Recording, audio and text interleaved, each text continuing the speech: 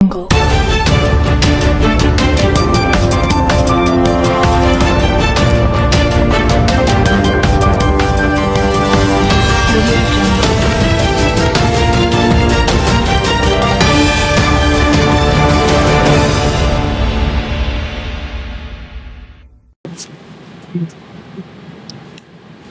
Mirror TV के हमारे प्यारे दोस्तों, एक बार हम फिर आपसे रूबरू हैं।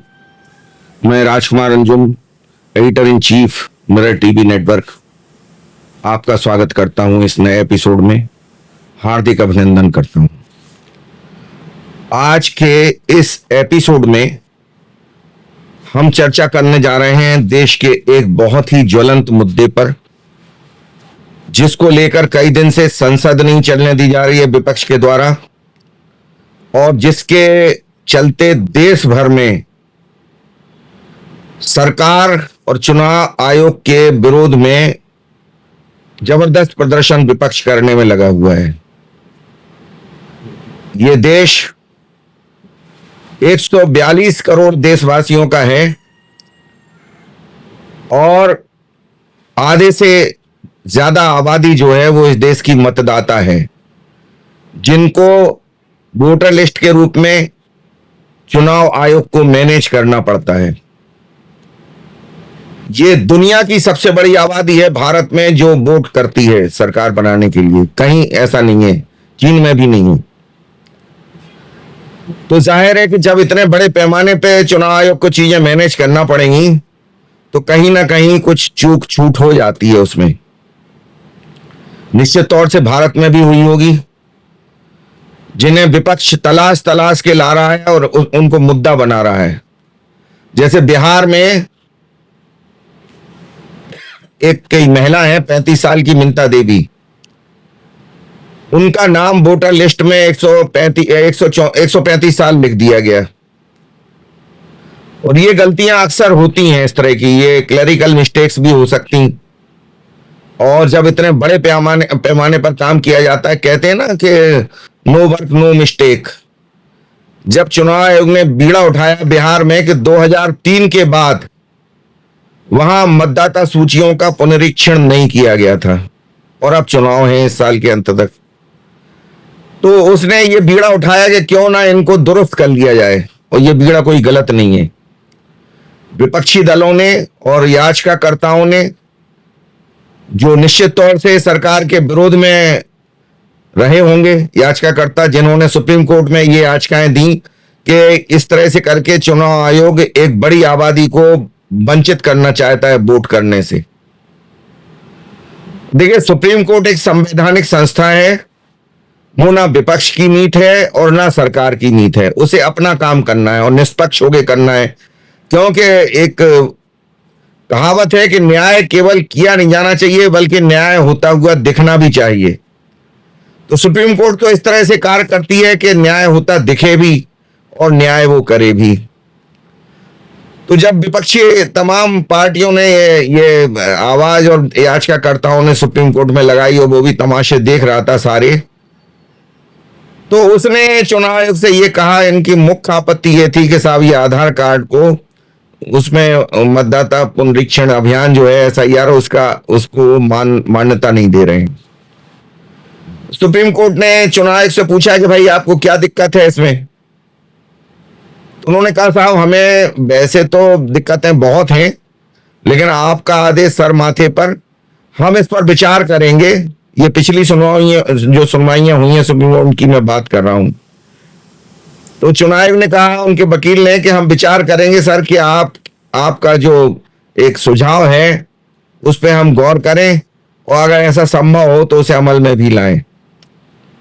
बाद में चुनाव आयोग के वकील ने ये पक्ष रखा सुप्रीम कोर्ट के सामने। कुछ मामले ऐसे पकड़े गए कि जिन मामलों में आधार कार्ड ही फर्जी थे, पैन कार्ड फर्जी था, तमाम यहां तक निवास प्रमाण पत्र तक फर्जी मिले।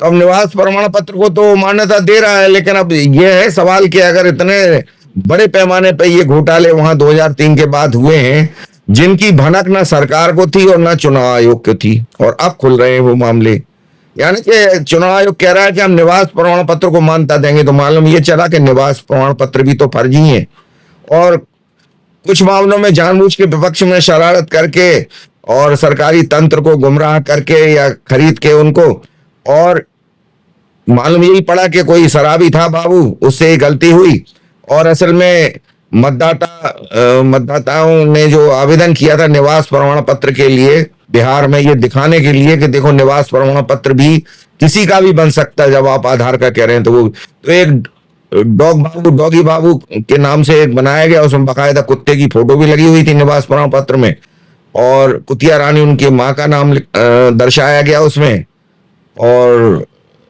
डॉगी राजा उनके पिताजी का नाम दर्शाया गया कुत्ते का। तो ये जब बन के सामने आया तो इसमें विपक्ष ने बड़ा हो हल्ला करा और कहा देखिए साहब, हम यही कह रहे हैं कि ये कह रहे हैं कि आधार कार्ड फर्जी हो सकता, हम ये कह रहे हैं फर्जी तो कुछ भी हो सकता, निवास प्रमाण पत्र भी फर्जी हो सकता, और उन्होंने बना के दिखा दिया उसको।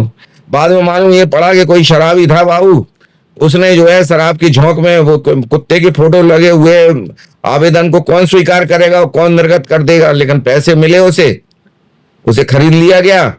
और सबसे बड़ी बात यह कि एक तो पैसे दिए इन्होंने उसे खरीदने के लिए, दूसरा वो नशे में था, और तीसरा वो आदी था इस तरह की चीजों का, शराब पी के आना दफ्तर में, ये सब तो ये सरकार की गलती रही है, चुनाव आयोग की गलती रही कि ऐसे व्यक्ति को क्यों उन्होंने नौकरी में रहने दिया, वो तो कुछ भी कर सकता था।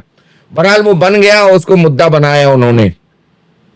तो सुप्रीम कोर्ट को ये आधार मिला तो उन्होंने कहा कि नहीं साहब, आप इसको आधार पर विचार करिए। पिछली तारीख में तो यही कहा था उन्होंने। इस बार जब कल सुप्रीम कोर्ट में सुनवाई हुई तो चुनाव आयोग ने स्पष्ट कह दिया कि साहब ये खामियां हैं आधार कार्ड को अगर हम मानते हैं तो इस तरह की हमारे सामने समस्याएं आ रही हैं, और वो समस्याएं बहुत गंभीर हैं, इसलिए हम आधार कार्ड को मान्यता नहीं दे सकते, नागरिकता का प्रमाण नहीं मान सकते उसको। असल जो मुश्किल है विपक्षी पार्टियों की वो यहीं से शुरू होती है कि नागरिकता का प्रमाण नहीं मान सकते। क्यों नहीं मान सकते? विपक्षी पार्टियां ये चुनाव आयोग की मतदाता सूचियों पे हंगामा नहीं कर रही हैं, असल में इनका टारगेट कहीं और है, और वो टारगेट क्या है वही उसी विषय पे हम आज आपसे बात करने के लिए जुड़े हुए हैं। ये जो CAA और NRC, जिसको नागरिकता संशोधन अधिनियम और राष्ट्रीय नागरिकता रजिस्टर, ये कानून संसद में पारित किए गए, और संसद में जब कोई कानून पारित होता है तो जाहिर है कि उसे लागू भी किया जाएगा, अमल में भी लाया जाएगा। तो सरकार ने जब इन कानूनों को अमल में लाने की कोशिश की तो वो तमाम विपक्षी नेता जो अभी तक मुस्लिम वोटों के सहारे पे जीतते आ रहे थे, उन्होंने मुसलमानों को भड़काना शुरू किया और उनके मुस्लिम नेताओं को भी अपने साथ मिला लिया। ये कहा गया कि साहब अगर ये कानून लागू हो गए तो आपकी नागरिकता चली जाएगी, आप फिर भारत के नागरिक नहीं रहेंगे, 2M दर्जे का नागरिक बनाना चाह रहे हैं ये फिलहाल आपको, और आगे मुमकिन है कि आपकी नागरिकता ही चली जाए। अब सवाल ये पैदा हो रहा कि उत्तराखंड सरकार ने तो लागू कर दिया इसको, तो वहां एक भी कोई मुस्लिम भाई हो और ये पूछा गया बार बार कि एक की भी नागरिकता गई हो तो बताएं। इस पर विपक्ष के पास कोई जवाब नहीं है, क्योंकि विपक्ष जो प्रदर्शन कर रहा है और जो आंदोलन कर रहा है वो बिना सबूत और बिना आधारों के वो चाहता है कि जनता को गुमराह हमें करना है, तो जनता को वो गुमराह कर रहा है, सबूतों की और आधार की तो बात ही नहीं करता। वो कोई भी आरोप अगर किसी पे आप लगाते हैं तो आपके पास आधार तो जरूर होना चाहिए, उसके बिना आप नहीं लगा सकते। भले ही वो जिसके ऊपर आरोप लगा रहे हैं वो आपसे आधार मांगे या नहीं मांगे, लेकिन मांग तो सकता ही है। यही हुआ। अभी इन लोगों ने एक साजिश और की, इन लोगों ने याचिकाकर्ता कुछ इकट्ठे होके गए सुप्रीम कोर्ट में और ये कहा कि साहब देखिए हम आपसे बार बार कह रहे हैं कि ये जो है ये फर्जी मतदान कराने के लिए और वोट चोरी कराने के लिए ये सर्वेक्षण मतदाता सूचियों को कराया जा रहा है, और देश में एक एक मतदाता कई जगह वोट उसने किया है पिछले चुनावों में, ये प्रमाण हमारे पास आ गए हैं। देखिए, सुप्रीम कोर्ट तो सुप्रीम कोर्ट है, वो कानून के आधार पर बात करता है, आप कुछ भी कहते रहें। उसने कहा कि ये तो बहुत गंभीर मुद्दा है, ठीक है, कल हम इस पर सुनवाई करेंगे, लेकिन आपने जो याचिकाएं दी हैं, इन याचिकाओं को हम स्वीकार कर सकें सुनवाई के लिए, इसके लिए यह बहुत जरूरी है कि आप इसमें तथ्य सम्मिलित करें। तो उन्होंने कहा, क्या तथ्य चाहिए साहब आपको? उन्हें, हमें कुछ नहीं तथ्य चाहिए, आप कह रहे हैं कि एक एक मतदाता ने कई कई जगह मतदान किया है और आपके पास सबूत हैं, तो आप पूरे देश से केवल 15 मतदाता ऐसे उसमें संलग्न करें नाम, जिनका हम सरकार से जवाब तलब कर सकें कि ये क्या है। आप तो कहते हैं कि ऐसा होता ही नहीं है कहीं। ये 15 मतदाता, ये 15 को हम मान लेंगे, 142 करोड़ का प्रतिनिधित्व मान लेंगे हम उनका, कि 15 मतदाताओं ने 142 करोड़ देश की जनता का प्रतिनिधित्व कर दिया। हम आपसे उसके अलावा कोई सबूत नहीं मांगेंगे, एक भी मतदाता का सबूत नहीं दे सके, विपक्षी पार्टियां भी नहीं दे सकी, जिनका एक बहुत बड़ा तंत्र, बहुत पैसा इस पर खर्च किया जा रहा है।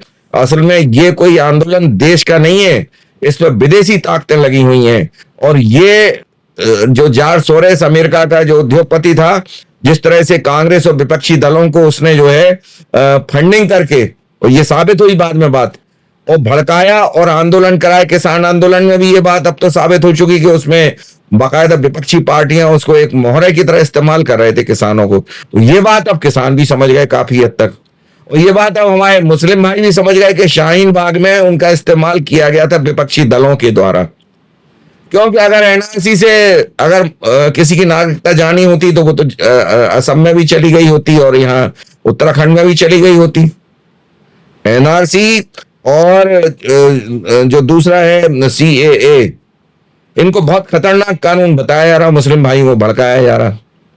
अब सवाल ये पैदा हो रहा है कि जब वहां नहीं गई तो आपकी कैसे चली जाएगी? तो धीरे से जब वहां पे लागू किया गया, और फिर अभी इनकी धीरे धीरे योजना है कि एक एक स्टेट में लागू किया जाए, क्योंकि देशव्यापी स्तर पे अगर लागू करते हैं तो बड़ा विरोध करने के ये लोग तैयार बैठे हैं और भड़काने के लिए बैठे हैं। तो ये वो लोग हैं जिनके पास ना कोई आधार है अपने विरोध का, ना कोई तथ्य है, लेकिन ये एकजुट हो गए हैं सारे, और एकजुट होके ये चिल्ला रहे हैं कि सरकार चोर है, मोदी चोर है, और ये वोटों की चोरी हो रही, चुनाव आयोग इनसे मिला हुआ है। अरे आधार तो लाइए। आप 15 मतदाता तो ऐसे दे नहीं पाए सुप्रीम कोर्ट को, और आप कह रहे हैं। यही वजह है कि कल जो है जब सुनवाई हुई तो इन्होंने फिर वही मुद्दा उठाया और सुप्रीम कोर्ट से कहा कि साहब आप इनको मजबूर करिए कि आधार को माने।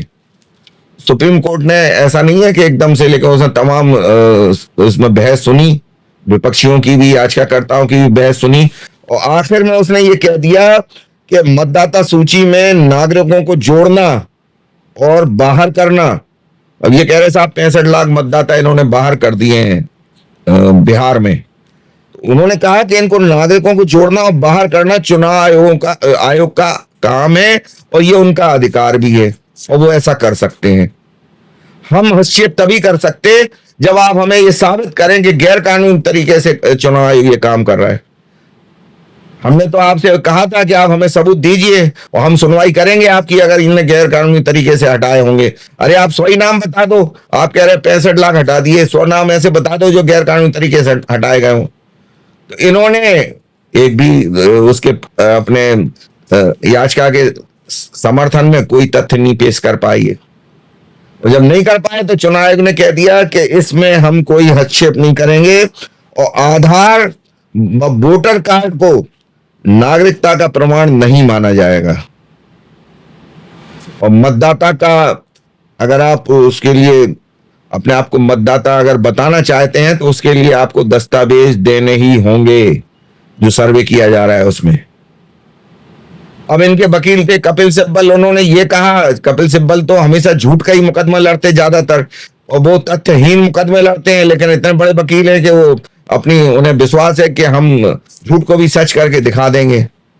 और कई मुकदमों में उन्होंने ऐसा कोशिश भी, हालांकि सुप्रीम कोर्ट ने ज्यादातर मामलों में ऐसा संभव नहीं होने दिया, क्योंकि वो देश के बहुत महंगे वकीलों में उनका नाम शुमार है, बहुत महंगी उनकी फीस है, और इतनी फीस कोई देगा तो कुछ वजह तो होगी।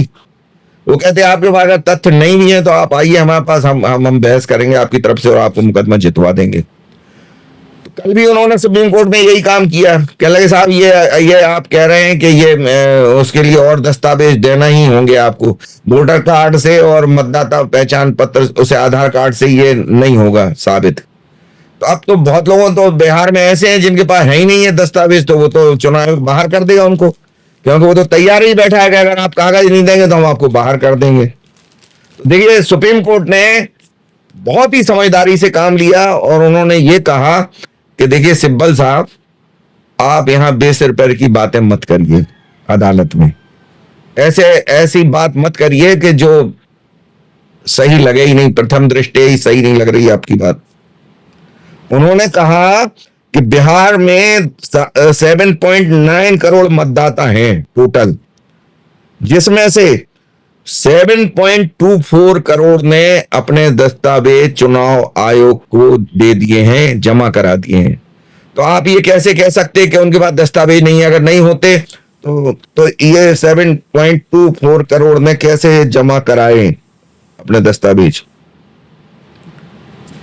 और फिर उन्होंने ये कहा कि लगभग 6.5 यानी 6.5 करोड़ मतदाता, बिहार के कुल मतदाताओं में से लगभग 90% वो ऐसे हैं कि जिनके नाम 2003 की मतदाता सूचियों में शामिल हैं। तो चुनाव आयोग जो SIR करा रहा बिहार में, जो सर्वे करा रहा है, उसमें उसने बिल्कुल स्पष्ट कर दिया है कि जिनके नाम 2003 की सूचियों में शामिल है मतदाताओं के, उन्हें अलग से कोई दस्तावेज देने की जरूरत नहीं है। तो ना तो उन्हें कोई आधार कार्ड और वोटर कार्ड से उनका काम हो जाएगा। इसका मतलब क्या हुआ कि सुप्रीम कोर्ट जो कह रहा था कि आप आधार कार्ड को मान्यता दीजिए और वोटर कार्ड को मान्यता दीजिए, तो चुनाव आयोग ने तो सुप्रीम कोर्ट की बात एक तरह से मान ली, क्योंकि 6.5 करोड़ मतदाताओं में से, यानी 7.9 करोड़ मतदाताओं में से 6.5 करोड़ ने तो वहां पे जो है 7.2 करोड़ मतदाता ऐसे हैं कि जिन्होंने इसमें जो वो कह रहे हैं कि जमा करा दिए हैं, और उनमें से भी 6.5 करोड़ ऐसे हैं जिनसे कि वो मांग ही नहीं रहा चुनाव आयोग दस्तावेज कोई। तो आप ये बात कैसे कह सकते हैं? इसमें निरत्तर हो जाना पड़ा कपिल सिब्बल को। तो सुप्रीम कोर्ट हमेशा तथ्यों के आधार पर बात करता है, और तथ्य अगर आपके पास नहीं है तो आपके पास कोई जवाब नहीं होगा, कोई भी हो। यहां सिब्बल मजबूर पड़ गए। अब उन्होंने इस तरह के मुद्दे उठाए कि साहब वो फला जगह गलती पकड़ी गई, वो उसकी उम्र गलत लिख दी गई किसी वोटर की, या किसी का नाम 2 जगह शामिल है, तो वो ड्रामा करने लगी। विपक्षी दलों के जो वकील थे उन्होंने पेश कर दिया 1-2 मतदाताओं को, कहले साहब ये देखिए ये वो वोटर हैं जिनके वोटर कार्ड में गलतियां हैं। तो चुनाव आयोग के वकील ने भी सुप्रीम कोर्ट के सामने हाल के हाल ये कह दिया कि साहब इन लोगों का मकसद केवल हंगामा खड़ा करना है, याचिकाकर्ताओं का, विपक्ष का। ये देश की सूरत सुधारने के लिए बिल्कुल सपोर्ट नहीं कर रहे हमें, और हम चाह रहे हैं कि मतदाता सूचियां जब तक निष्पक्ष नहीं बनेंगी तो चुनाव निष्पक्ष कैसे हो सकता। ये जो कह रहे हैं यही तो हम भी कह रहे हैं कि हमारे पास ऐसे लोगों को लाइए आपके जिनको सुधार की जरूरत है, हम उनको सुधार कर रहे हैं, इसीलिए तो अभियान चला रहे हैं। और सबसे बड़ी बात यह है कि जितने लोगों को 65 लाख लोगों को उन्होंने बाहर किया, किसी को ये कह के कि साहब ये बिहार छोड़ के चले गए, कहीं और नौकरी कर रहे, तो इनके वोटर कार्ड वहां बन गए, या कुछ ऐसे हैं जो मर खप गए, जिनके कुछ विदेश चले गए नौकरी करने के लिए, कुछ मर गए, इनमें से मृत हो गए। तो अब इनके नाम तो मतदाता सूचियों से हमें काटने ही पड़ेंगे। वो कह रहे हैं आप कैसे काट सकते। तो सुप्रीम कोर्ट ने भी जब सारा मामला सुना तो वो समझ गया, उसने ये कह दिया कि ये कुछ नहीं है, विपक्ष के और याचिकाकर्ताओं के और चुनाव आयोग के बीच में ये जो मतभेद उत्पन्न हो रहे हैं इस तरह के, वो सिर्फ इसलिए हैं कि अविश्वास पैदा हो गया है। और जब 2 पक्षों में अविश्वास पैदा हो जाए कभी, तो सही बात भी गलत लगती है, इसमें कहने की जरूरत नहीं है। ये हमेशा होता है, चाहे मुद्दा परिवार का हो, चाहे देश का हो, चाहे समाज का हो, और चाहे विपक्ष का और सत्ता पक्ष का हो।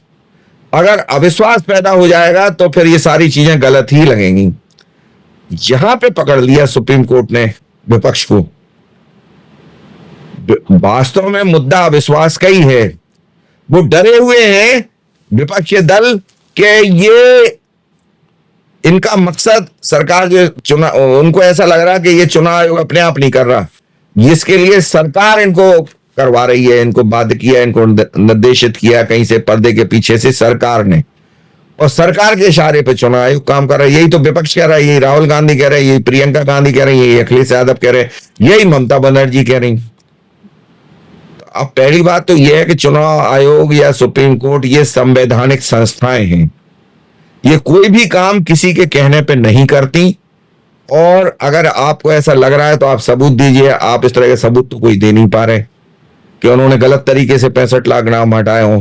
अरे आप तो 15 नाम नहीं ला पाएगा, आप कह रहे हैं कि 2-2 जगह वोटिंग की तो उन्होंने 15 सिर्फ नाम मांगे, आप वो नहीं दे पा रहे। तो आपके पास तथ्य है नहीं है, कोई आधार है नहीं, चिल्ला रहे आप। चिल्लाने से थोड़ी संवैधानिक संस्थाओं को आप प्रभावित कर सकते हैं, चाहे वो चुनाव आयोग है चाहे सुप्रीम कोर्ट है।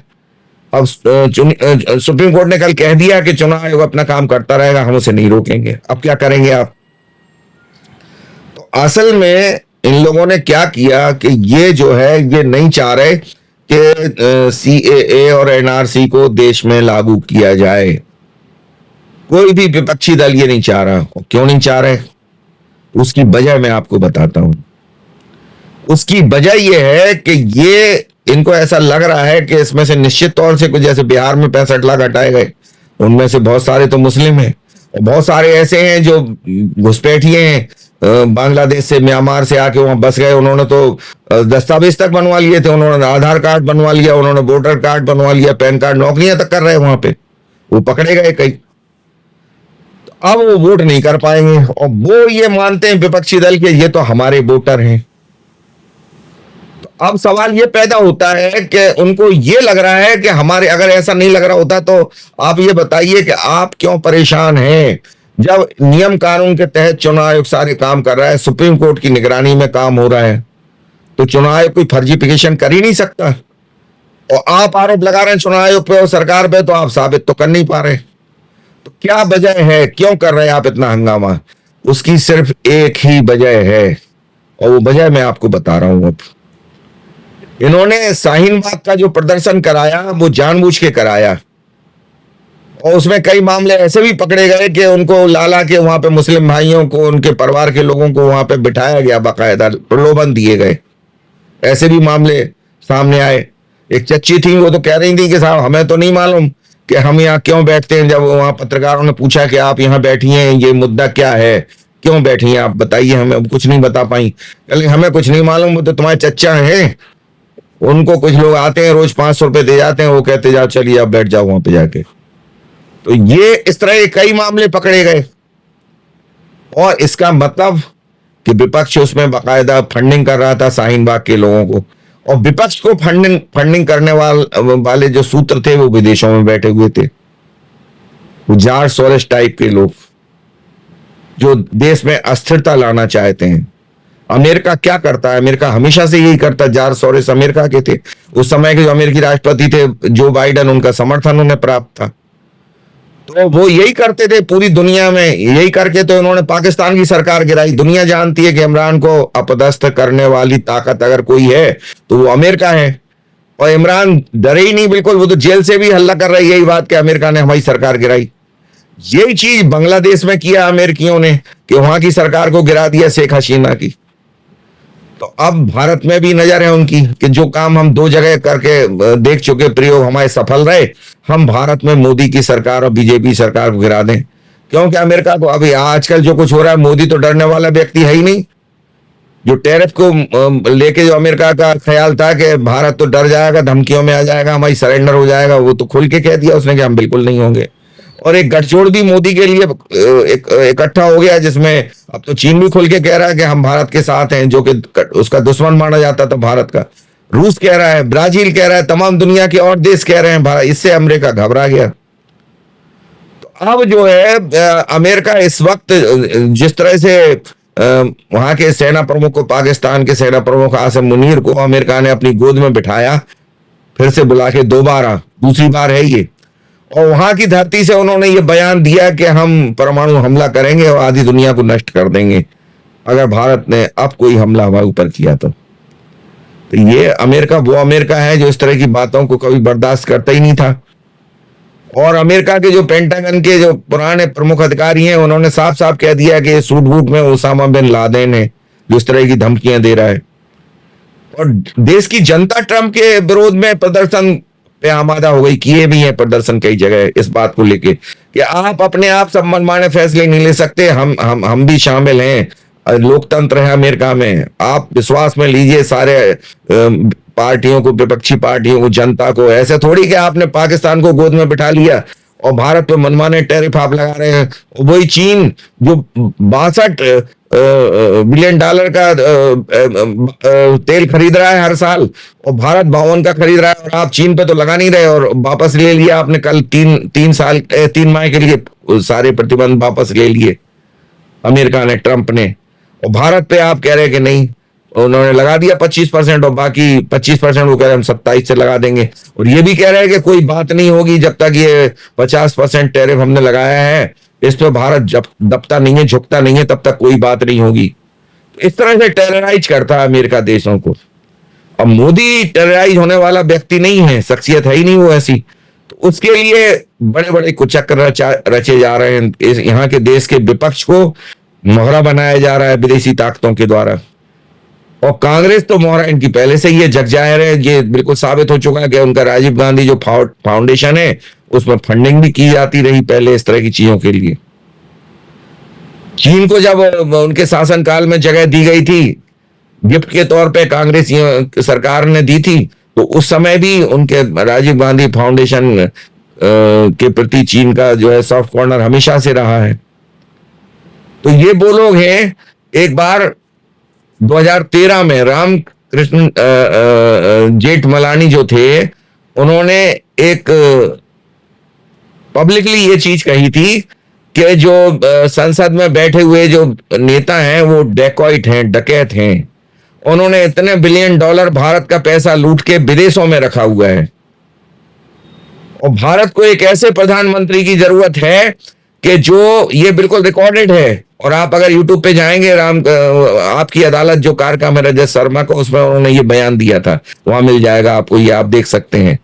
तो कोई रामकृष्ण जेठमलानी कोई छोटे मोटे वकील नहीं थे, और सत्ता में भी रहे, वो सांसद भी रहे, बहुत गहरी समझ रखते थे राजनीति की। तो उन्होंने कहा कि ये चोर हैं, डकैत हैं, और ये देश को लूट रहे हैं, इतना बिलियन डॉलर पैसा भारत का लूट के। उन्होंने साफ कहा था कि भारत कोई गरीब देश नहीं है, लेकिन इन्होंने जानबूझ के गरीब बना के रखा हुआ है क्योंकि लूटते हैं ये देश को। अब उनसे पूछा गया कि साहब आपकी नजर में ये कौन होना चाहिए प्रधानमंत्री, तो उन्होंने निष्पक्ष रूप से, निर्बाध रूप से मोदी का नाम लिया था। कह लगे साहब आप मोदी का नाम कैसे ले सकते हैं, मोदी से तो आपकी एक आधी दो मुलाकातें। कह लगे साहब मोदी का नाम हम इसलिए ले रहे कि हम रेलवे स्टेशनों पे गए हों, हवाई अड्डों पे गए हों, या सुप्रीम कोर्ट में रहे हों, हाई कोर्ट्स में गए हों, अलग अलग शहरों में स्टेशनों से उतरे हों, अपने मुकदमों की बहस करने के लिए गए हों। हर जगह हम सांसद भी रहे हैं, और हमें उसी रूप में लोग जानते हैं कि सिर्फ एक वकील नहीं है सुप्रीम कोर्ट का, बल्कि एक राजनीतिज्ञ भी है। तो लोगों ने हमसे रिक्वेस्ट की कि साहब आप मोदी को लाइए किसी तरह, मोदी ही देश को बचा सकता है। हमने पूछा कि ऐसा आप क्यों कह रहे हैं? कह साहब मोदी एक ऐसा नेता है देश का जिस पर निर्विवाद है, कोई लूट खसोट का आरोप कभी नहीं रहा, और जिसने कभी कोई फौर्जरी नहीं की, देश का पैसा नहीं लूटा, कोई ऐसी योजना नहीं बनाई कि जिसकी आड़ में लूट खसोट कर सके। तो हमें ऐसा नेता चाहिए प्रधानमंत्री के रूप में। इस आधार पर रामकृष्ण जेठमलानी ने कहा था। आप समझ सकते हैं कि वो बात आज सच साबित हो गई।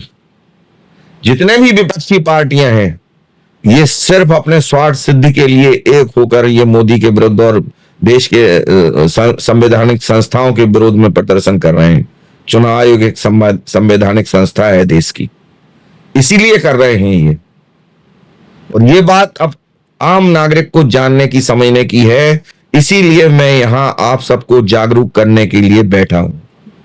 अगर हम अब भी नहीं चेते, और इनकी योजना ये है कि किसी भी तरह से एक बार अगर विपक्ष के हाथ में सत्ता आ गई तो ये ऐसी कमर तोड़ देंगे आम जनता की कि फिर वो कभी मोदी या बीजेपी या इस तरह की जो पार्टियां हैं, इस तरह की सरकारें हैं जिन्होंने देश को 11वें नंबर की अर्थव्यवस्था से 2014 में 11वें नंबर की, आज चौथे नंबर की अर्थव्यवस्था बना दिया। ऐसे ही थोड़ी बना दिया भाई। उन्हें कुछ लूटना नहीं है, आपका देश का पैसा देश में लगाया तो विकास हुआ, और जब विकास हुआ, सड़कें बनी, उद्योग कारोबार प्रगति किया, अर्थव्यवस्था तो अपने आप सुधरेगी। वो सुधरती चली गई और उसको मानना पड़ा तमाम शक्तियों को। और जो इसके आकलन करने वाली एजेंसियां हैं वो तो कोई मामूली एजेंसियां थोड़ी हैं, तमाम सर्वे होते हैं, आंकड़े होते हैं, तब जाके ये तय होता है कौन किस नंबर की अर्थव्यवस्था है। तो पूरी दुनिया निर्बाध रूप से मान चुकी कि भारत चौथे नंबर की अर्थव्यवस्था है, इसमें कहीं दो राय है ही नहीं। एक ट्रंप के कहने से थोड़ी होता कि उन्होंने कह दिया कि साहब डेड अर्थव्यवस्था है हिंदुस्तान की। वो तो रूस की अर्थव्यवस्था को भी कह रहे हैं कि डेड है। वो रूस जो 3.5 साल से यूक्रेन से लड़ रहा है, और यूक्रेन के पीछे पूरा अमेरिका और नेटो के देश खड़े हुए हैं, पूरा यूरोप खड़ा हुआ है जो हथियार दे रहा है, पैसा दे रहा है, गोला बारूद दे रहे हैं। रूस के साथ कोई नहीं है, अकेले दम पे वो निपट रहा है, तो कुछ ना कुछ तो अर्थव्यवस्था है ना उसकी। उसको आप कह रहे हैं कि डेड अर्थव्यवस्था है। भारत की अर्थव्यवस्था वो आप कह रहे हैं कि डेड। तो ये ट्रंप हैं, ये कब क्या किसके बारे में कह दें, ये भी वही है कि इन्हें कोई सबूत चाहिए ना आधार चाहिए, जो मुंह खुल गया जिसके खिलाफ जो निकलना था मुंह से निकल गया। ऐसे ट्रंप की बातों पे हम विश्वास कर ही नहीं सकते। लेकिन हाँ, आप देखिए कि जैसे ही ट्रंप ने ये बयान दिया तो सबसे पहले राहुल गांधी का बयान आ गया कि वो तो बिल्कुल ठीक कह रहे हैं। हम तो पहले से ही कह रहे हैं कि यहाँ बेरोजगारी है, गरीबी है, और ये कह रहे हैं चौथे नंबर, तो चौथे नंबर की अर्थव्यवस्था हो ही नहीं सकता देश, ये डेड अर्थव्यवस्था है, इसको डेड इकोनॉमी है हिंदुस्तान की। ये राहुल गांधी का बयान आया और खुल के कहा उन्होंने। तो उन्हें अपने देश से हमदर्दी नहीं है, उन्हें विपक्ष का नेता होने के नाते ये कहना चाहिए था कि कैसे कही आपने ये बात, ट्रंप पे चढ़ाई करना चाहिए था, उनके खिलाफ बयान देना चाहिए था कि जब पूरी दुनिया मान रही है कि हम चौथे नंबर की अर्थव्यवस्था है, आपने कैसे कही। लेकिन नहीं माना उन्होंने। उन्हें तो सत्ता चाहिए, प्रधानमंत्री बनना है किसी तरह से देश का, और उसकी वजह जो है वो यही है कि मोदी सरकार अब अच्छी तरह जान चुकी कि ये विरोधी पार्टियां देश हित में बिल्कुल नहीं है, ये तो देश का बंटाढार कराने के चक्कर में पड़ी हुई हैं। और वो जानते हैं कि एनआरसी को और सीएए को अगर हमने लागू किया तो ये देश के मुसलमानों को और दूसरे अल्पसंख्यकों को भड़काएंगी, और इनकी पूरी कोशिश होगी कि देश में गृह युद्ध करा दें। तो ये यही चाहती हैं, सब तुम्हारी रामलीला धरी रह जाएगी, ना एनआरसी ला पाओगे और ना तुम सीए ला पाओगे, और तुम्हें वो जो जैसे शाहीन बाग का धरना और किसानों का धरना, तुम्हें सरेंडर करना पड़ा था, कानून वापस लेने पड़े थे, ऐसे ही तुम वापस ले लोगे। लेकिन मोदी सरकार ये करने वाली है नहीं। ये कई बार कह चुके हैं नरेंद्र मोदी और बीजेपी के लोग, बड़े नेता, कि हम यहाँ केवल सत्ता का सुख हासिल करने के नहीं आए हैं। जो आदमी रात में 2 बजे सोता हो और सवेरे 5 बजे उठ जाता हो, नरेंद्र मोदी जैसा व्यक्ति जो 20 घंटे, 18 से 20 घंटे, कभी कभी 22 घंटे तक काम करता हो, जो रात में यात्राएं करता हो विदेशों की ताकि दिन में वो अपने काम दूसरे निपटा सके देश के, और जो संकल्प ले चुका हो कि हमें, और जो अर्जुन का जो तरीका था लक्ष्य को हासिल करने का, कि जब वो निशाना मारते थे तो उन्हें मछली नहीं दिखती थी, मछली की आंख दिखती थी। यही हाल मोदी जी का है। उन्हें देश को तीसरे अर्थव्यवस्था की तरफ ले जाना है, और उन्होंने वचन दिया है, वादा किया है। और अगर 29 का चुनाव आ गया और वो लोकसभा का, और वो नहीं कर पाए ये काम, तो देश की जनता उनसे सवाल नहीं पूछेगी। कि दूसरे तमाम राजनीतिक दलों के लिए तो आप कहते थे कि ये झूठे हैं, सिर्फ वादे करते हैं और इनके वादों पर विश्वास नहीं करना, ये धोखा देते हैं, और दिया भी है। विपक्षी दलों ने हमेशा धोखा दिया। केवल एक नारा, गरीबी हटाओ का नारा देके 70 साल राज किया कांग्रेसी सरकारों ने देश पे, और गरीबी हटाई नहीं। आज दुनिया की तमाम एजेंसियां ये बात कह रही हैं कि भारत ने गरीबी हटाने का बहुत बड़ा अभियान छेड़ रखा है, और इसमें उसे काफी हद तक सफलता भी मिल गई। कितने गरीबों को गरीबी रेखा से ऊपर लाया जा चुका है जब से मोदी की सरकार आई है केंद्र में। इसमें विपक्षी पार्टियां कोई इसको मुद्दा नहीं बनाती कि ये तो वाकई बहुत अच्छा काम हुआ है, क्योंकि वो चाहती नहीं अच्छे कामों को जनता के सामने लाना। उनको तो आधारहीन बातों को लेके बिना सबूत के मोदी के ऊपर आरोप लगाना है। क्या है ये, चौकीदार चोर है, राफेल में दलाली खा गए ये लोग, ये सब चीजें क्या हैं। हमारे फोन टेप कर रहे हैं, पेगासस का प्रकरण ले आए, ये सब फर्जी लोग हैं। और इनके पास आधार सबूत होते नहीं है। आप अगर जागरूक नागरिक हैं देश के और आपसे ये कहते हैं कि हमारे प्रदर्शन में शामिल हो, आपको ये नहीं है, बिल्कुल आप स्वतंत्र हैं। और हम भी, मैं अपने बात अगर करूं तो मैं कोई बीजेपी का फेवर करने वाला आदमी नहीं हूं, ना मोदी का फेवर करने वाला हूं, लेकिन ये लोग देश के हित में काम कर रहे हैं और सबको दिख रहा है, दुनिया को दिख रहा है, दुनिया मान रही है कि हाँ कहां से कहां पहुंच गया भारत। इसलिए मैं इनके समर्थन की बात करता हूं। मुझसे क्या लेना देना कि कांग्रेस की सरकार आ जाए, चाहे किसी और पार्टी की सरकार आ जाए, तृणमूल कांग्रेस वाले आ जाएं या अखिलेश आ जाएं, उससे क्या फर्क पड़ता। जैसे तमाम नागरिक इस देश के हैं, वैसे ही एक नागरिक हम भी हैं। और किसी की सरकार बदलने से कोई भूखों थोड़ी मरने लगेगा। रोटी कल भी मिल रही थी हमें, और आने वाले कल में भी मिलेगी, और आज भी मिल रही है। हमें क्या फर्क पड़ने वाला है इससे। तो सवाल ये पैदा हो रहा है कि तो फर्क किसको पड़ने वाला है? फर्क इनको पड़ने वाला है, विदेशियों को, विपक्षी दलों को। और फर्क क्या करने वाला है? असल में मोदी और उनकी जो सरकार है बीजेपी, वो अच्छी तरह ये बात समझ गए कि इस तरह से तो हम टुकड़ों में भले ही अलग अलग प्रदेशों में लागू कर दिया जाए सीएए को, एनआरसी को, लेकिन इसको हम देशव्यापी तौर पे लागू नहीं कर पाएंगे, क्योंकि बहुत से राज्य ऐसे हैं जहां पे बहुत बड़े बड़े विरोध प्रदर्शन ये लोग कराने में सक्षम है। वहां मुस्लिम भाइयों की बहुत बड़ी आबादी है, और मुस्लिम भाइयों की आबादी में सबसे बड़ी बात यह है कि असल में हमारे मुस्लिम भाइयों में बहुत सारे मुस्लिम भाई हमारे वो अशिक्षित हैं या पढ़े लिखे नहीं है। उस जैसे शाहीन बाग में वो 500 रुपए दे के वहां बिठा दिया गया, उन्हें बेचारों को यही नहीं पता कि हम यहाँ बैठे क्यों हैं। वो लोग हैं ये, उनका फायदा ये उठा लेते हैं अपना। उन्हीं के दम पे तो उन्होंने 70 साल राज किया, लेकिन अब उनमें से भी बहुत सारे लोग जागरूक हो चुके हैं इनकी बातों में, वो आ नहीं रहे पढ़े लिखे मुस्लिम भाई जो हैं। अनपढ़ लोगों के ऊपर इन्हें भरोसा है, और ये जानते हैं कि इनकी आबादी जो है 28-30% है मुस्लिम भाइयों। अगर इनके वोट एकजुट होकर हमें मिल गए, जैसे कर्नाटक में इन्हें अभी प्रयोग किया, ये संयोग नहीं है, ये प्रयोग था इनका कि सरकार के खिलाफ भड़का भड़का के उनको कि साहब ये तो एनआरसी लाएंगे और ये फलाओ, वो जीत गए वहां पे। तो ये प्रयोग इन्होंने जब किया है तो ये चाह रहे हैं कि देश में भी तो ये प्रयोग सफल हो सकता। अब नहीं होगा, क्योंकि कर्नाटक में ही आपने धोखा दिया लोगों को। आप तो कह रहे थे कि हम 8,500 रुपए वहां के लोगों, गरीब लोगों को देंगे, आपने आज तक नहीं दिए, फॉर्म तक भरवा लिए थे, तो उनको भी धोखा दिया आपने कई राज्यों में, मध्य प्रदेश जैसे कई ऐसे राज्य हैं जहां कहा कि हम किसानों का कर्ज माफ कर देंगे, केवल औपचारिकता की, आपने आम किसान का कर्ज माफ किया ही नहीं। तो अब इनकी बातों में लोग आने वाले हैं नहीं। तो यही वजह है कि इनको जो है सरकार समझ गई कि ये लोगों को मुद्दा विहीन है, ये लोग, इनके पास कोई मुद्दा नहीं है चुनाव जीतने का, और ये अनर्गल आरोप लगाने में माहिर हैं एकजुट होके। आप पश्चिम बंगाल की जो मुख्यमंत्री हैं ममता बनर्जी, अभी तो चुनाव आयोग ने वहां कोई सर्वेक्षण शुरू करा ही नहीं है मतदाता सूचियों का, और केवल उसने कहा था कि हम इसको पूरे देश में लागू करेंगे। पूरे देश में तो कहीं किसी के मुख्यमंत्री ने इस तरह प्रदर्शन नहीं किया। और उन्हें सबसे बड़ा खतरा है कि अगर हमारे वोट चले गए ये सर्वेक्षण से, तो उनके तो सबसे ज्यादा तो घुसपैठिए वही है पश्चिम बंगाल में, म्यांमार से आने वाले हो, बांग्लादेश से आने वाले हो, वहीं से पकड़े भी गए ज्यादातर। तो वो वहां छुपे बैठे हुए हैं, और इनकी सरकार की सह रही, तो उनके आधार कार्ड भी बन गए, उनके दस्तावेज भी वहां बन गए, यहां तक कि वो सरकारी नौकरियां तक कर रहे हैं। लेकिन हमारा देश इतना सजग है, और जब तक सो रहा था तब तक सो रहा था। बिहार में 2003 से चुनाव आयोग सो रहा था, सरकार सो रही थी, वहां नहीं कराया सर्वे। अब जब शुरू हुआ, वो आंखें खुली उनकी, तो अब वो एक समग्र सर्वे करा रहे हैं वहां पे, जिसमें 65 लाख पकड़ लिए उन्होंने।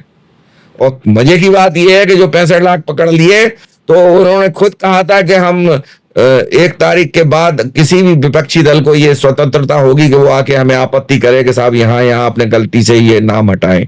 एक भी राजनीतिक दल विपक्षी अभी तक नहीं आया चुनाव आयोग के पास। आप समझ सकते हैं कि उन्होंने बिल्कुल सही काम किया है, वरना ये लोग चुप बैठने वाले लोग थे। ये तो वो लोग हैं कि जो मिंता देवी नाम की एक महिला, जिसकी उम्र 35 की जगह 135 साल लिख गई, तो इन्होंने मिंता देवी के नाम से टी शर्टें बनाई, और दिल्ली में संसद भवन के परिसर में विपक्षियों ने प्रदर्शन किया। इनकी हद तो देखिए आप, जो कि एक मानवीय भूल है, अक्सर हो जाती है। हमारे खुद वोटर कार्ड में, आधार कार्ड में गलतियां थी पहले, हमने ठीक कराया, जाकर अपडेट करा लिया, उसको ठीक करा लिया। इनकी रुचि ठीक कराने में नहीं है। अरे एक भी व्यक्ति विपक्ष का अगर मिल जाए तो उसको ठीक करा सकता है उसकी गलती को, लेकिन नहीं हो, वो सारे मिलके उन्हें प्रदर्शन करना है, हल्ला करना है कि ये कर रहा है चुनाव आयोग। अरे जब इतने बड़े पैमाने पर काम हो रहा है, कोई काम नहीं हुआ, तुम लोगों ने तो कुछ काम ही नहीं करा। 2003 से तो तुमने सर्वे नहीं कराया, 2003 से लेके और 2014 में आया मोदी, तब तो तुम्हारी सरकार थी केंद्र में, तो आपने क्यों नहीं कराया? क्योंकि आपको मालूम था कि अगर कराएंगे तो बड़ा रायता फैलेगा और इसमें वो वोट हमारे चले जाएंगे, जिनको जो हमें वोट करते हैं वो बाहर हो जाएंगे। ये तो आप जानते थे। आज भी आप यही चाह रहे हैं कि नई सर्वे हो, वहां वो वैसे के वैसे बने रहें। इसी पे तो सुप्रीम कोर्ट ने अब कह दिया कि आप क्या चाहते हैं कि ऐसे लोगों को ना हटाए जो उसमें क्वालिफाई नहीं करते वो वोटर लिस्ट में रहने के। उन लोगों को कैसे नहीं हटाएगा चुनाव? वो तो बिल्कुल हटाएगा। और हम उसको कैसे रोक दें? हम हमारे पास आए हैं याचिकाएं लेके कि आप रोक दीजिए।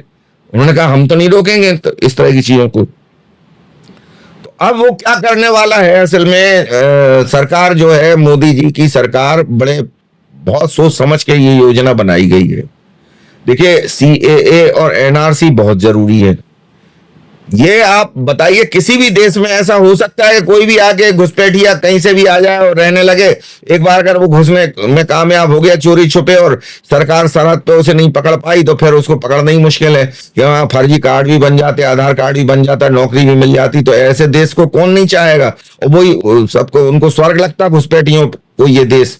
म्यांमार में जब उनकी मार कुटाई हुई, वहां भगाया गया, तो वहां से वो यहाँ आ गए। बांग्लादेश में भी यही हुआ, अशांति पैदा हुई, वो यहाँ आ गए। और 1971 की जंग में जब हुआ था, वो बांग्लादेश अलग हुआ, तब बहुत आ गए। उनको तो शरणार्थियों की तरह अपनाया भारत सरकार ने। उनको बाकायदा दस्तावेज दिए गए शरणार्थी के रूप। सरकार की आपत्ति है, चुनाव की आपत्ति उनसे बिल्कुल नहीं है कि जो विदेशी हैं और उनको शरणार्थी की तरह रह रहे हैं, सरकार ने दस्तावेज दे रखे हैं उनको। उनकी आपत्ति उनसे है जो घुसपैठिया बन के रह रहे हैं। वही लोग खतरा है देश के लिए, क्यों? जो शरणार्थी बन के आए उनका तो पूरा रिकॉर्ड है सरकार के पास। अगर वो कोई भी ऐसी एक्टिविटीज करते हैं, अब दिल्ली में मैं वहां टैक्सी से गुजर रहा था तो सड़कों के किनारे बहुत सारे लोग दिन में ही सो रहे थे। हमने टैक्सी ड्राइवर कहा, हमने कहा यार ये लोग भिखारी जैसे तो लग तो रहे हैं, लेकिन ये सब एक जैसी वेशभूषा में है, ज्यादातर लोग मुस्लिम लग रहे हैं, और ये कौन लोग हैं जो इस तरह सो रहे हैं? अरे कहले साहब कुछ मत पूछिए, इन लोगों ने हमारे दिल्ली के लोगों का जीना हराम कर दिया। कल ये वो लोग हैं दिन में तो सोते हैं गांजा अफीम लगा के और शराब पी के, और रात में एक्टिव हो जाते हैं और लूट खसोट करते, किसी की चैन छीनेंगे, किसी की बाइक छीनेंगे, किसी को लूटेंगे, किसी का मर्डर करेंगे। और इनका कोई रिकॉर्ड सरकार के पास नहीं है, क्योंकि जो घुसपैठिए हैं। तो इनको कैसे पकड़ा जाए? आधार कार्ड हो, दस्तावेज दूसरे हों तो सरकार के पास बड़ा। देखिए, आधार कार्ड को हम बताएं, आधार कार्ड ऐसे ही नहीं बना दिए सरकार ने, और सुप्रीम कोर्ट के सामने आज उन्हें ये कहना पड़ा कि हम इसको नागरिकता का प्रमाण नहीं मान सकते। नागरिकता का प्रमाण भले ही ना माने वो, लेकिन आधार कार्ड कोई मामूली दस्तावेज नहीं है। आधार कार्ड में आपके आंखों के पुतलियों के निशान है, आधार कार्ड में आपके हाथों की उंगलियों के निशान है, और ये वो निशान है जो अंगूठे के निशान है, जो अलग अलग होते हैं। किसी भी पूरी दुनिया में किन्हीं दो व्यक्तियों की आंखों की पुतलियों के निशान और हाथों के अंगूठे उंगलियों के निशान एक से हो ही नहीं सकते। तो सरकार की योजना ये है कि धीरे धीरे करके इसको सबको आधार कार्ड लगभग मिल ही गए। अब सरकार ये तमाम और उलझनों में उलझी हुई है, इनको वो दूर कर ले। फिर उसकी योजना है कि क्राइम कंट्रोल करने में आधार कार्ड का इस्तेमाल करेगी। अब आप सोचते होंगे क्राइम कंट्रोल में कैसे करेगी? देखिए, अगर आज भी यही करते हैं जांच एजेंसियां या पुलिस, कि अगर उस पर किसी को डाउट होता है तो उसके उंगलियों के निशान लेते हैं। वो लोग उंगलियों के निशान लेने के लिए उसको पानी पेश करेंगे और वो गिलास से पकड़ेगा, वो समझ ही नहीं पाएगा, और वो उंगलियों के निशान आ जाएंगे, और वो उंगलियों के निशान से वो पुराने जितने भी बदमाश हैं, हिस्ट्री चीटर हैं, उनकी उंगलियों के निशान से मिलाते हैं। और अगर किसी के मिल गए तो उन्हें फिर पकड़ने में ज्यादा दिक्कत नहीं होती। और जहां पे क्राइम हुआ, तो वो जो क्राइम जहां पे हुआ है वहां पे भी वो उंगलियों के निशान लेके रख लेते हैं। कहीं ना कहीं किसी चीज पे तो छोड़े होंगे आपने कहीं ना कहीं निशान अपने, उन निशानों से तुम्हारे निशानों को मिला लेंगे वो। और कभी कभी तो ऐसा करती जांच एजेंसियां या पुलिस के तुम्हें बुला के तुम्हें गिलास पकड़ाएंगी पानी पीने के लिए, और कभी कभी आप पकड़ में ही नहीं आ रहे, आप फरार हैं, फिर क्या करेगी वो? तो जो निशान उन्हें वहां पे मिले हैं घटना स्थल पे, उनको फिर वो आधार कार्ड से मैच करेगी, और आधार कार्ड से मैच निश्चित तौर से हो जाएंगे, क्योंकि आधार कार्ड ज्यादातर वैध देशवासी जितने हैं जो इससे घबरा नहीं रहे हैं, इससे एनसीआर वगैरह, अरे नागरिकता रजिस्टर से घबरा नहीं रहे हैं जो लोग, तो वो तो जो वैध हैं उनके सबके रिकॉर्ड सरकार के पास मौजूद हैं। और निश्चित तौर से सरकार वो जो निशान घटना स्थल पर मिले हैं, अगर वो कंप्यूटर में डालेगी तो कंप्यूटर 1 मिनट में बता देगा कि ये व्यक्ति देश का कौन सा व्यक्ति है। इसका आधार कार्ड अगर कंप्यूटर में मौजूद है तो सीएए और एनआरसी ये तो बहुत आगे की चीजें हैं। ये जो घबरा रहे हैं ना ये लोग क्रिमिनल, और इनमें बहुत सारे क्रिमिनल हैं जो शामिल हो जाते हैं इनके प्रदर्शनों में, जो उसको इस तरह तोड़फोड़ करते हैं, हमला करते हैं, अराजकता फैलाते हैं, वो क्रिमिनल लोग हैं। इनके प्रदर्शन में ही जानबूझ के शामिल करते हैं उनको, तो वो सब पकड़ लिए जाएंगे अगर वैध होंगे। तो जाहिर है कि उसमें कुछ अवैध भी हैं। अवैध इसलिए हैं कि वही तो लोग हैं इनके साथ में कई जो इससे एनआईसी से और सीएए से घबराए हुए हैं, क्योंकि कुछ क्राइम करने वाले लोग जो ममता बनर्जी का साथ देते हैं, जो जिंदा जला देते हैं विपक्षी पार्टी के लोगों को, बीजेपी को और कांग्रेस के लोगों को, वो वही लोग हैं कि वो उनको ब्लाइंड सपोर्ट दे रहे हैं सरकार को। ना उनका आधार कार्ड है ना कुछ है वहां पे, और वो इस तरह से करके, और उन्होंने अगर बनवा भी दिए हैं तो जानते हैं कि हमारे माई बाप यही हैं। ये अगर कह रहे हैं कि इनका प्रदर्शन कुछ लो, इनको जिंदा जला दो, टेरर फैलाओ, तो वो करते हैं, दिमाग नहीं लगाते, क्योंकि वो जानते हैं कि अगर ये विपक्षी पार्टियां आ गई तो फिर ये होगा कि हमारी जांच कराएंगी और हमें निकाल के देश से बाहर कर देंगे। हमें अगर यहां भी रखा गया तो डिटेंशन जो सेंटर होते हैं, कैंप, उसमें रखा जाएगा, हमारी तो सारी जिंदगी नर्क बना देंगे ये लोग। इसलिए वो घबराए हुए हैं। ये बात मोदी सरकार अच्छी तरह समझ गई कि विपक्षी इस चीज को होने नहीं देंगे। तो अब वो क्या कर रहे हैं, वो ये कर रहे हैं कि ये जो इसको चुनाव आयोग के माध्यम से वही काम करा रहे हैं। वो आप चुनाव आयोग को तो नहीं रोक सकते, आप सीए को और एनआरसी को तो आप ये कह के रोक दिया, मुस्लिम भाइयों को भड़का दिया और दूसरे लोगों को भड़का दिया कि साहब आपकी नागरिकता छीन लेंगे ये लोग। ये नागरिकता छीनने का इनका कृत्य है ये अभियान जो है। जबकि अमित शाह संसद में कई बार कह चुके, जो गृह मंत्री हैं देश के, कि नागरिकता छीनने का नहीं बल्कि नागरिकता देने का कारनामा है ये जो हम कर रहे हैं। इससे नागरिकता मिलेगी उन लोगों को जो वैध तौर पे भारत में रह रहे हैं और अभी तक नागरिकता से वंचित हैं। वो तो वो छीनने का थोड़ी है।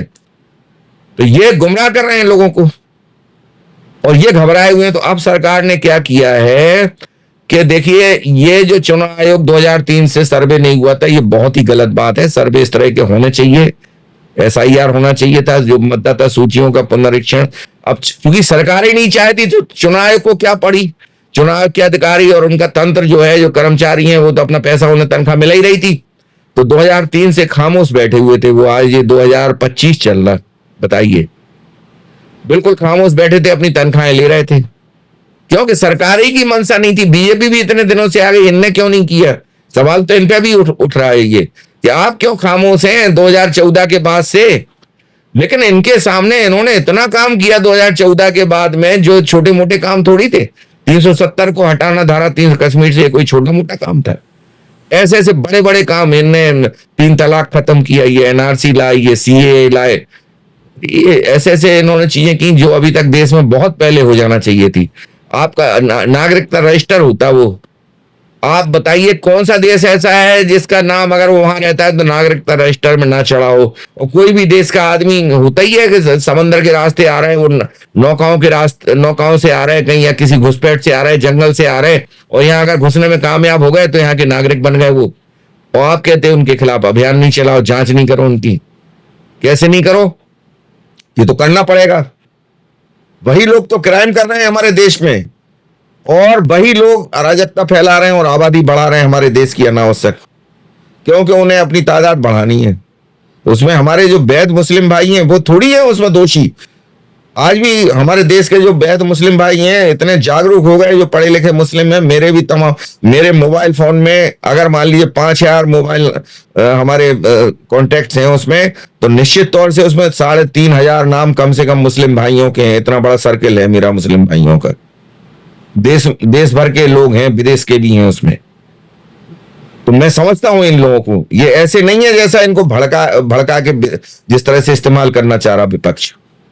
वो ऐसे लोग हैं कि अगर उनको शिक्षा दे दी जाए कायदे से, यही काम अब मोदी ने शुरू किया है, यही योगी ने भी शुरू किया है। वो मदरसों में उनको पढ़ाते रहते थे, धार्मिक शिक्षा कट्टरता उनको सिखाते थे। आज उनको वहां से निकाल के, भले ही वो मदरसे हैं लेकिन वहां पे टेक्निकल चीजों की शिक्षा दी जा रही, फिजिक्स केमिस्ट्री मैथ पढ़ाया जा रहा है, वहां पे अंग्रेजी भी पढ़ाई जा रही, ताकि वो अगर वहां से भी पढ़ के निकले तो नौकरी कर सकें कहीं। और वो पढ़ के जब निकल रहे हैं तो वो जागरूक होकर निकल रहे हैं। और बहुत सारे परिवार में, इसलिए कह रहा हूं, मुस्लिम भाई जो पढ़े लिखे हैं, मैं इनको जानता हूं अच्छी तरह से, उनके सिर्फ 2 ही बच्चे हैं, कईयों के तो 1 ही हैं। आप उन पर इल्जाम लगाते हैं कि 10-10, 12-12 बच्चे इनने पैदा कर रखे, ये देश की पूरी अर्थतंत्र को ही प्रभावित कर रहे हैं। ये सही है कि उनमें से बहुत सारे लोग हैं ऐसे, लेकिन वो अशिक्षित लोग हैं, पढ़े लिखे नहीं है। अगर उनको धीरे धीरे करके शिक्षित कर दिया जाए तो देश की ये समस्याएं धीरे धीरे करके सुधरेंगे। एकदम तो नहीं सुधर पाएंगे, लेकिन फिर वो ऐसा क्यों करेंगे? अरे कोई भी क्यों करेगा? हम 11 बच्चों का पालन पोषण नहीं कर सकते तो हम उन्हें क्यों पैदा करेंगे?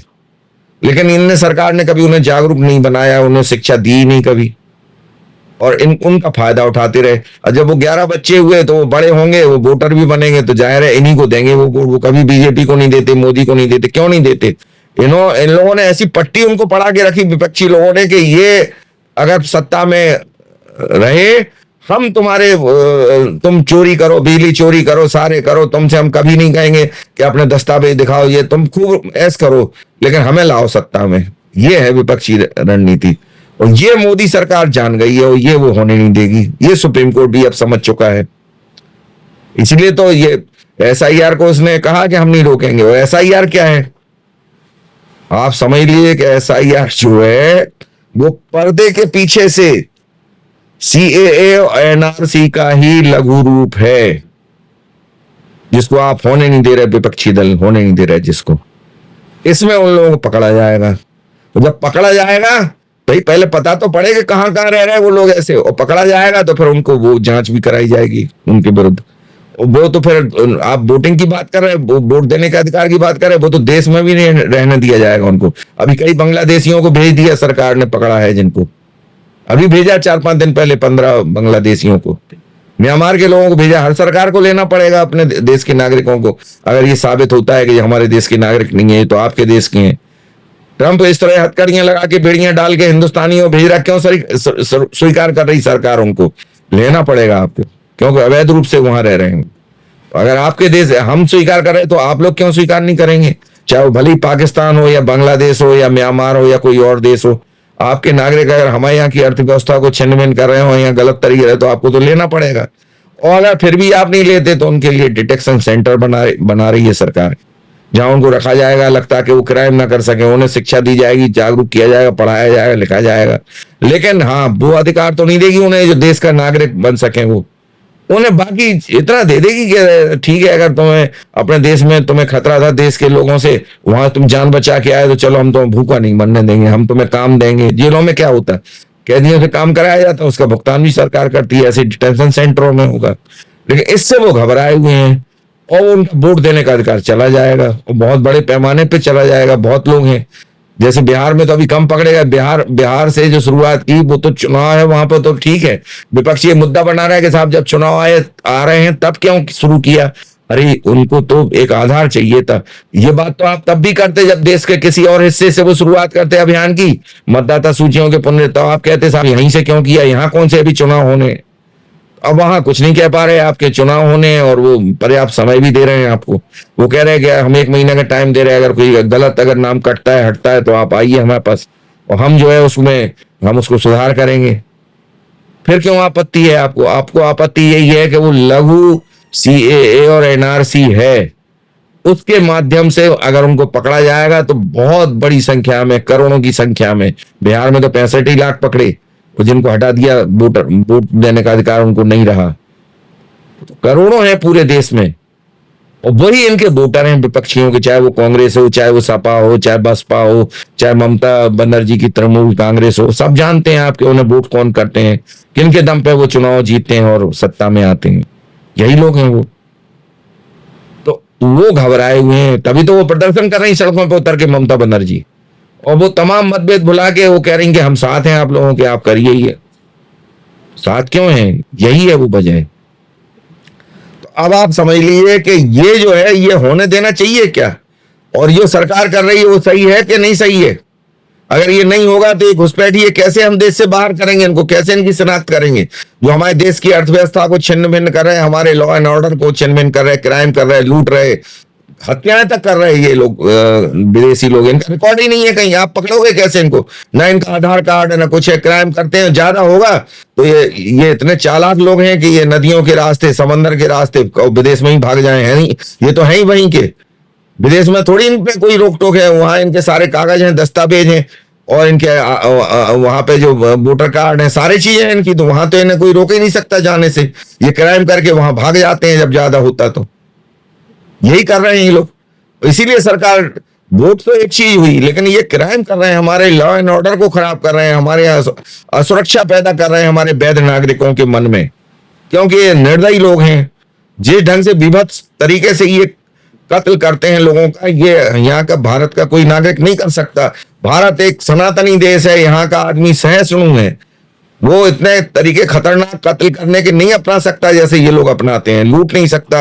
अब ये लूटते हैं तो कान ही फाड़ दें किसी का, टॉप छीनने के चक्कर में, गले से गली कट जाए उसका, इन्हें कोई मतलब नहीं है। इन्हें तो लूट खसोट करना है काम, ये मेहनत करना नहीं है। इन्हें मेहनत करनी नहीं चाहते ये लोग।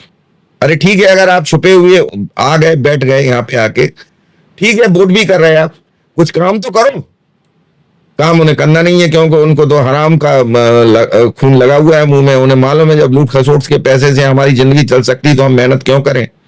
जितने भी प्रवासी अमेरिका से भारत भेजे जा रहे हैं, तो हथकड़ी बेड़ी लगा के उनको भेज रहे हैं, वो लोग थे जो रीढ़ थे अमेरिका की अर्थव्यवस्था की। ये बात अभी ट्रंप नहीं समझ पा रहे, आगे समझ में आएगी उनके, क्योंकि बेचारे वो चोरी छुपे अगर वहां रह रहे हैं तो वो इतनी मेहनत करते थे और इतने कम पैसे में करते थे कि वहां का मजदूर मिलेगा ही नहीं तुम्हें उतने में, क्योंकि उन्हें अपना परिवार पालना है, खुद को पालना है। तो जो मिलता था, वो अमेरिका एक ऐसा संपन्न देश है कि अगर थोड़ा भी मिलेगा तो भारत से ज्यादा ही माना जाएगा उसको। तो वो अपने उस तरह से उनकी जिंदगी गुजर रही थी, उनकी गुजर बसर हो रही थी। और तो अब इतने सस्ते मजदूर कहां से लाओगे आप? आपकी अर्थव्यवस्था बिखरेगी धीरे धीरे। आज अमेरिका जैसी स्थिति में ट्रंप जो कर रहे हैं, टैरिफ लगा रहे हैं, कुछ कर रहे हैं, तमाम दुनिया पे, देशों पे, हिंदुस्तान पे, चीन पे और ब्राजील पे और दुनिया भर के देशों पे लगा रही है। इनकी अर्थव्यवस्था गर्त में जाने वाली है। अमेरिका एक ऐसा देश है जो बाहर से देखने में ही लुभावना लगता है लोगों को। इतना बड़ा कर्ज है इन पर, विदेशी कर्ज, के ये चुकाते चुकाते पागल हो जाएंगे। और जिस ढंग से ये तमाम दुनिया को सपोर्ट कर रहे हो, दादागिरी कर रहे कि हम हथियार देंगे, तुम इससे लड़ जाओ, यूक्रेन से कह दिया, तुम लड़ाने वाले तो यही है रूस से, उसको हथियार दिए इन्होंने भड़काया। किसी भी देश को भड़काने में जो लड़ाई होती है तो उसके पीछे अमेरिका का हाथ होता है, क्योंकि उन्हें मालूम है कि हथियार हमारे बिकेंगे। अब तो ट्रंप ने तो खुल के कह दिया, नेटो देशों से कह दिया कि अगर नेटो देश अगर यूक्रेन को हथियार दे रहे हैं तो हमसे खरीदो पहले और हमें पैसा दो, फिर तुम उनको दो। तो उनका तो कारोबार चल रहा। तो आप समझ नहीं पा रहे इतनी सी चीज कि अमेरिका ऐसा देश है। और हिंदुस्तान में विपक्षी लोगों को मोहरा बना के अमेरिका जैसे देश, और भी देश हैं उसमें शामिल, जिसमें चीन भी है, और ये बातें खुल खुल के सामने भी आई हैं एक एक करके। तो आप बताइए कि सरकार का काम कितना मुश्किल काम है। जैसे 32 दांतों के बीच में जीभ होती है, ऐसे ही इस समय मोदी काम कर रहा है पूरे देश के लिए, और विदेश से भी तमाम मुश्किलें खड़ी की जा रही हैं। अच्छे काम ना कर पाए, ये देश की तीसरी अर्थव्यवस्था ना बन पाए भारत, और हिंदुस्तान के अंदर विपक्ष वही काम कर रहा है, और कराने वाले विपक्षी ताकतें हैं इस तरह की चीजों को। जिस तरह से अहंकारपूर्ण तरीके से बात करते हैं राहुल गांधी, उससे आप नहीं समझ पा रहे हैं। प्रियंका गांधी भी अब तो खुल के वो भी आने लगी है मैदान में, सोनिया भी करती हैं उस तरह से बातें। तो आपके अंदर तो साफ देखने में आ रहा है कि देश प्रेम की कोई भावना है ही नहीं आपके अंदर। अरे जो काम कानून के तहत हो रहा, देश की सुप्रीम कोर्ट से बड़ी तो संवैधानिक संस्था कोई नहीं है ना। वो कह रही कि कानून के दायरे में सारा काम हो रहा, अभी तक तो हमने ये देखा। और अगर कहीं कानून के दायरे से अगर बाहर होके ये काम होता है, इस तरह से नाम अगर हटाता है चुनाव आयोग, आप हमारे पास आइए, सबूतों के साथ हम सुनेंगे आपको। फिर क्या दिक्कत है आपको?